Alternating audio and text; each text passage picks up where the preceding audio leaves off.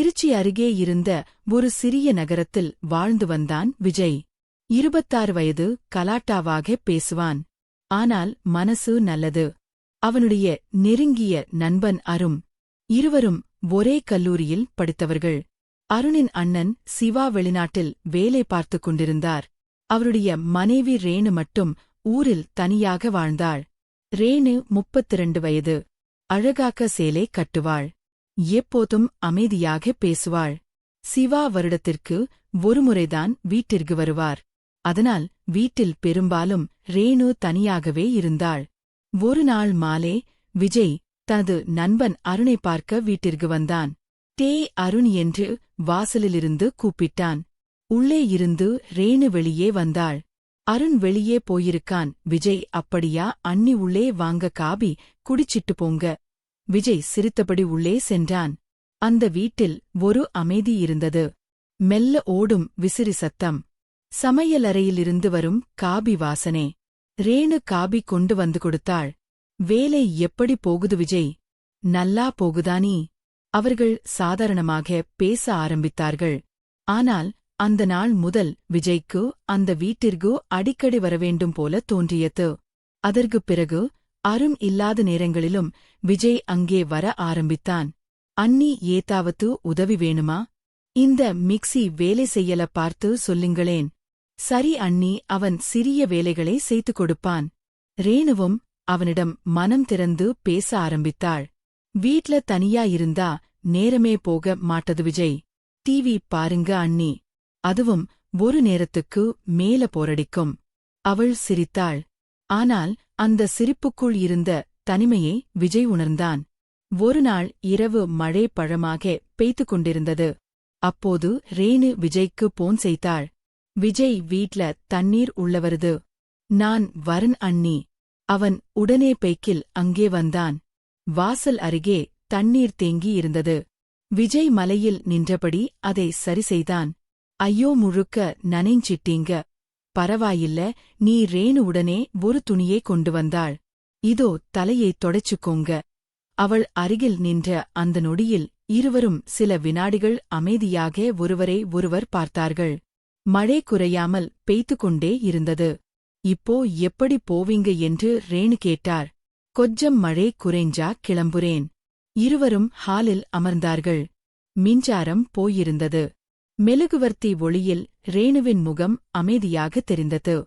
சில நிமிடங்கள் அமைதி. பிறகு ரேணு மெதுவாக சொன்னாள்.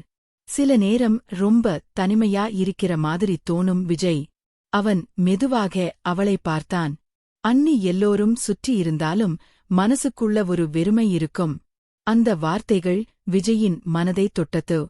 அதற்குப் பிறகு அவர்கள் இன்னும் நெருக்கமாக பேச ஆரம்பித்தார்கள். காலை மெசேஜ்கள், சாப்பிடுங்களா என்று கவலை, சின்ன சின்ன அக்கறைகள், அவை இருவரின் மனதிலும் ஒரு புதிய பாசத்தை உருவாக்க ஆரம்பித்தது. ஒரு நாள் ரேணுவுக்கு உடல்நிலை சரியில்லை. விஜய்தான் மருந்து வாங்கி வந்து கொடுத்தான். இவ்வளவு கவனிக்கிறீங்களே விஜய், உங்களை யாராவது கவனிக்கணுமே அண்ணி. அந்த வார்த்தையைக் கேட்ட ரேணுவின் கண்கள் மெதுவாக கலங்கின. பல வருடங்களாக யாரிடமும் சொல்ல முடியாத தனிமை அந்த நொடியில் கொஞ்சம் குறைந்தது போல அவளுக்கு தோன்றியது. அந்த மலை இரவுக்குப் பிறகு ரேணுவும் விஜயும் ஒருவரை ஒருவர் அதிகமாக நினைக்க ஆரம்பித்தார்கள். காலை எழுந்தவுடன் ஒரு மெசேஜ். சாப்பிட்டீங்களா அண்ணி, வேலை முடிஞ்சதா? விஜய், இப்படி ஆரம்பித்த உரையாடல்கள் மெதுவாக அவர்களின் தினசரி வாழ்க்கையின் ஒரு பகுதியாக மாறிவிட்டது. ஒரு நாள் மாலை விஜய் வீட்டிற்கு வந்தபோது ரேணு வாசலில் நின்று கொண்டிருந்தாள். என்ன அண்ணி, யாரையாவது எதிர்பார்த்துட்டு இருக்கீங்களா? அவள் மெதுவாக சிரித்தாள். ஆமாம், உங்களைத்தான். அந்த பதிலை கேட்டவுடன் விஜயின் மனம் வேகமாக துடித்தது. அவர்கள் இருவரும் ஹாலில் அமர்ந்து பேசிக் கொண்டிருந்தார்கள். வெளிநாட்டில இருந்தா வாழ்க்கை நல்லா இருக்கும் என்று எல்லாரும் நினைப்பாங்க என்று ரேணு மெதுவாக சொன்னாள். ஆனா பணம் வரும். ஆனால் மனசுக்கு தேவையான நேரம், பாசம், அது கிடைக்கவே கிடைக்காது. அவள் கண்களை கீழே குனிந்தாள்.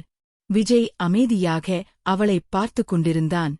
சில நேரம் யாராவது மனசார பேசினாலே போதும் போல இருக்கும். அந்த வார்த்தைகள் அவனது மனதை உறுத்தியது. அதற்கு பிறகு விஜய் தினமும் அவளை பார்க்காமல் இருக்க முடியவில்லை. வேலை முடிந்ததும் நேராக அந்த வீட்டிற்கே வருவான். ரேணுவும் அவனுக்காக காபி தயார் செய்து வைப்பாள். நீங்க வர்ற நேரம் எனக்கு தெரிஞ்சிடுச்சு என்று சிரித்தாள். அந்த வீட்டில் நீண்ட நாட்களுக்குப் பிறகு சிரிப்போ அதிகமானது. ஆனால் இந்த நெருக்கம் மெதுவாக அருணின் கவனத்திற்கும் வந்தது. ஒருநாள் அவன் சிரித்தபடி கேட்டான், டேய் விஜய், எங்க வீட்ல நீதான் ரெகுலரா இருக்க? விஜய் உடனே சிரித்துவிட்டான். அண்ணி தனியா இருப்பாங்கல்ல. அருண் எதுவும் சொல்லவில்லை. ஆனால் அவன் மனதில் ஒரு சிறிய சந்தேகம் தோன்றியது. அந்த இரவு ரேணு வீட்டின் மாடியில் நின்று கொண்டிருந்தாள். குளிர்ந்த காற்று வீசியது. விஜய் மெதுவாக அருகே வந்தான். என்ன யோசனை அண்ணி, நம்ம வாழ்க்கை இப்படி மாறும்னு நினைக்கல விஜய். நானும் சில நொடிகள் அமைதி. பிறகு ரேணு மெதுவாக சொன்னாள், நீ வந்த பிறகுதான் நான் மறுபடியும் சந்தோஷமா சிரிக்க ஆரம்பிச்சேன்.